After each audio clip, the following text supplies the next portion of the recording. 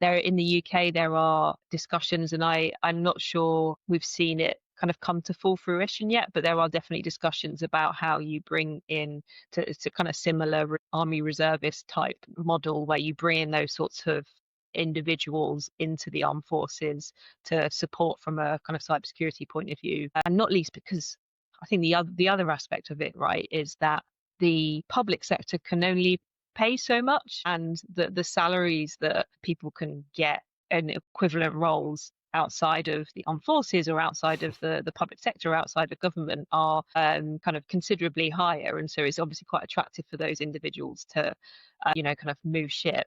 And so we are seeing things like the kind of reservist model, but we're also seeing a lot of kind of secondment type schemes setting up. So the UK National Cybersecurity Centre runs a thing that we've participated in, I think, since its inception several years ago, called Industry 100, which is a kind of public private sector secondment scheme, and brings in individuals from the private sector to do kind of secondment type things across the kind of entire range of what the National Cybersecurity Centre do. And it can kind of split between kind of really sort of intense secondments around specific projects to actually kind of play more of an advisory role. And they've set up a really, really interesting and very flexible model that I know that other countries around the world are trying to learn from and look if they can set something similar up. But yeah, I think it's always going to be a challenge in our space, especially when we continuously have a skills shortage, that we need to find creative ways of sharing those brains and that talent across the kind of different needs of the nation, whether that's on the private sector or the public sector side. Yeah, you bring up a really good point, and like I have direct experience with what you were mentioning with the pay disparity between going public and private. And when I was in my 20s, I was trying to go into the agencies, the military, and for one reason or another, they just wouldn't select me, right? And the agencies basically all came back and said, "Oh, I have to wait until I'm 30." More life experience or something like that, right? And my response was, okay, guys, you do understand that, like, if I'm like mediocre in IT, by the time I'm 30, I'm going to be making double what you would bring me in at. Like, you understand that, right? And they were like, yeah, you still have to wait till you're 30. And, for me, it's like, well, that doesn't make any sense, because when I'm 30, I have a whole different set of priorities. Like, I may have a family. I may be married. I may not even live in this part of the country. I may live in another country. And if I'm making double, why would I ever give that up to then go and be nothing in some agency, be like the lowest person on the totem pole, have to wait 10 years to be able to, like, have like the same amount of tenure basically as I would in where I just left, like, really doesn't make sense. So that's why I see like the reservist part of it as being like the only realistic option, right? And with, like you said, the skills shortage, the talent shortage in cybersecurity, we hear about it constantly, right? Like, it's like 5 million, unfilled roles or whatever it is, right? I probably overstated it quite a bit there, but you get the point, right? There's millions of unfilled roles, globally, and they're not going to be filled because there's literally not enough professionals. And, the market is weird right now. The job market is very weird in America right now because, I'll give you an example. So I've been in cybersecurity for like 10 or 12 years at this point. Basically, every year up until maybe 2023 or 2024, like, my inbox would just be flooded with people trying to interview me and hire me, just nonstop. It's a nonstop thing. People just straight up willing to offer you more money just to get you in the door and everything else like that. And now there's like nothing. And so I'm not trying to say that like I'm the most experienced person in the world or the most skilled or anything like that, but that's a very normal occurrence for people in this field where they were getting offers daily, literally daily. And now we're all getting nothing. And you look at the jobs and there's over 100, applying to these jobs within 8 hours. It's like, okay, well, how does anyone actually stick out in these piles of resumes to get into these jobs? Like, it's a weird situation right now. Did you touch on any of that in the report by chance? No, we don't. But I think the report kind of touches more on the kind of broader capabilities rather than the kind of individual job market. So it's more around kind of where kind of how nation states are developing their capabilities. And something I didn't touch on the report, but I'm just thinking as you were talking there that is interesting at the moment is the extent to which what the kind of nations and kind of like-minded countries and allied nations are trying or can even work together to kind of develop some of these capabilities and the kind of cross pollination of talent as well. So making sure that we do have that level of cooperation and collaboration on a global scale, particularly when a lot of us are facing very similar threat environments, very similar kind of changes. So but again, I think that's something really tricky to achieve from a global talent perspective. And I think there have been some efforts, though I don't know how successful they've been, to try and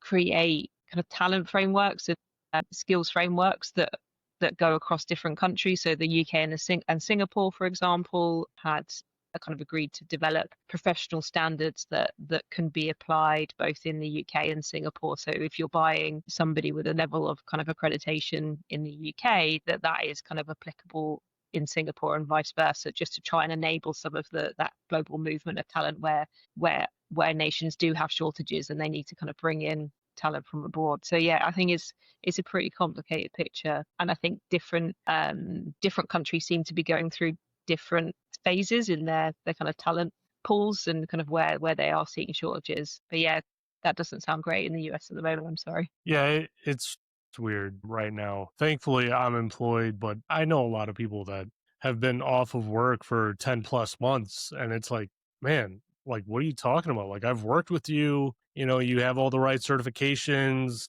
It just doesn't make any sense. But that's really interesting that they're forming like a global, kind of body of certification or regulation that people can, immediately go into like a international capacity. I always wondered how like the certifications I have would translate to like me moving to Europe. Would if I Mhm. move to Europe, am I immediately, not going to get a job, or are people still looking for the certifications that I have, or, how does that work? Like that's definitely been something that's been on my mind for sure, which I guess it's still like that American centric mentality where I kind of just assumed the industry wide certs that I have are kind of like respected everywhere, but I don't know. Yeah, I'm sure you find they are. I think the where a lot of these talent frameworks seem to be coming in is particularly any work that's kind of related to government work or national infrastructure. So there are big efforts at the moment to kind of, as government puts it, professionalize the industry and create levels of kind of harmonized talent frameworks that governments can more easily tap into and require either the people that they're hiring directly or the organizations that they're kind of asking to kind of supply services into their market.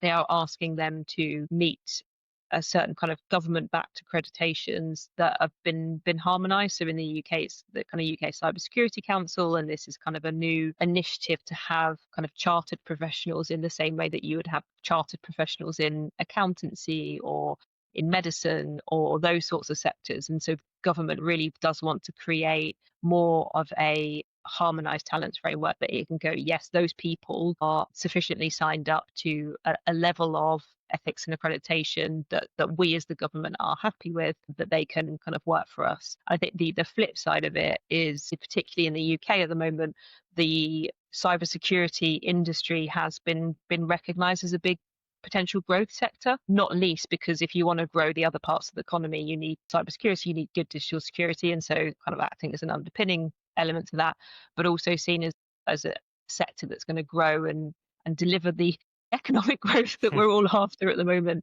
in its own right. And so as part of that, we are seeing a lot of investment from governments in those sort of skills initiatives, skills frameworks, because they not only see it as a way of creating a clearer route for them to purchase trusted services and trusted people, but also see it as a way of making it easier for individuals and graduates to find their way into the industry, because sometimes it can be pretty complex. And as we know, a lot of people have had really interesting and really diverse kind of career routes, very non-traditional. A lot of people don't even necessarily hold accreditations and are now doing absolutely awesome things at the top of the industry. But I think the kind of flip side of that from the government's perspective is that it creates a bit of confusion about if you want to kind of enter the industry, kind of what's the routes that you can go. And so there's kind of these two elements to it. But yeah, on the positive side, we are really seeing, at least in the UK, the government ramping up its kind of backing of the industry and trying to invest more in the industry and create opportunities. So I'm feeling relatively optimistic about that at the moment, but we'll see how it plays out over the next few months. So we're going to have a new national cyber strategy shortly, which should set out in more detail how the government's kind of backing its rhetoric with proper policies and investment. I mean, that's probably really the only way that you can do it, is if you're going to take a more offensive approach towards cybersecurity overall for at the nation state level, then you have to invest in the private sector to get the skills that you need to pull off the operations and to actually provide the defense on the back end of your operations, because I still feel like a country is too big for a government, even in Europe, to go and say, okay, we're going to protect the water supply.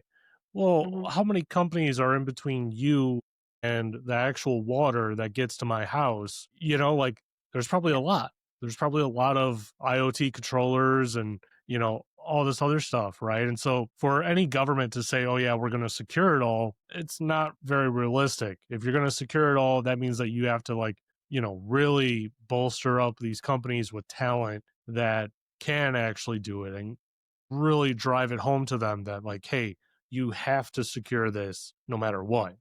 Yeah, no, totally. And I think we are seeing this kind of because we are around the world in a period of austerity and public sector and government funding cuts coming, and obviously seeing it in the US, but we are also seeing it across Europe and elsewhere in the world. And what that is kind of forcing governments to do is basically say, these are the things that we're responsible for, and these are the things that we're going to do to invest in and help with the resilience. So things like kind of investment in the ecosystem, the skills, the capabilities, the talent, and focusing on those areas that they might have kind of direct responsibility over, like defense or healthcare.